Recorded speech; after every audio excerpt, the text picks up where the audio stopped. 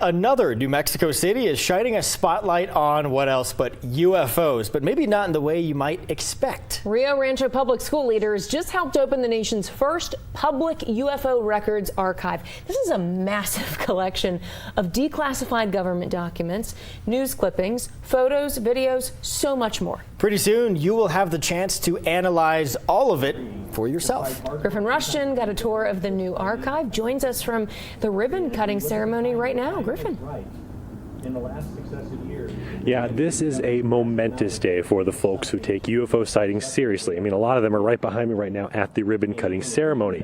And that's because these two portable classrooms you see they're standing in front of here at Martin Luther King Elementary School are now the new home of the National UFO Historical Record Center, the largest collection of UFO sighting documents in the country and maybe the world. There are easily thousands and thousands of real case files packed away inside these buildings. And thanks to a new partnership with Rio Rancho Public Schools, the amateur collectors who kept all those documents safe over the years are finally making them available to the public.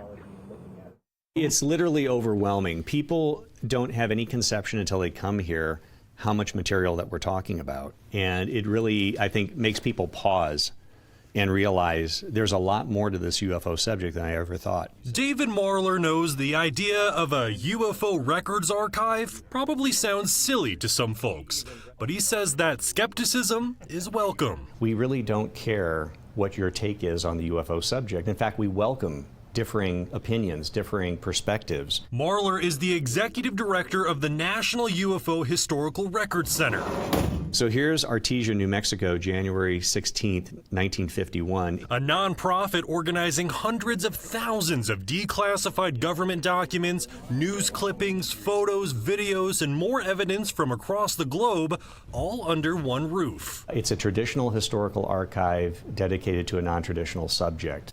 We want serious research to be conducted here in the hopes ultimately of maybe gaining a better insight into this mystery that we've been dealing with now for 75 plus years. And he says there's countless connections to be discovered. We have a lot of reports from 1966. Now that all these case files are together. Some organizations interviewed witnesses that the other did not, and vice versa. And sometimes there's new insights provided by one investigative organization that was never obtained by this one. The more minds, the more set of eyeballs we have looking at the data, as with any subject, the better we're going to be, if we truly want to try to understand what we're dealing with when we talk about UFOs. Marler's collection, which used to live inside his Rio Rancho home, is largely a collection of other collections sent in from fellow UFO archivists. And with all this extra space donated by Rio Rancho Public Schools, Marler says they're ready for more. We have about 10 to 12 other collections that are also in the queue. 2 individuals I know in Ohio have stated, "You're already in my will. If anything happens to me, my material is coming to Rio Rancho." And whether or not you believe in aliens, Marler says the overwhelming amount of documentation is worth preserving. We feel it's important because it is an element of history, it is an element of our culture, and so that's really how we try to view it. And if we can't divine the answers to the UFO mystery, maybe in 40, 50, 60 years someone might, but they can only do that by looking at the data. And talk about a momentous day. I'm going to step out of the way. They are just about to cut the ribbon right now. You can see they're standing up there. Everyone is gathered. They are getting ready to go right now. There we go.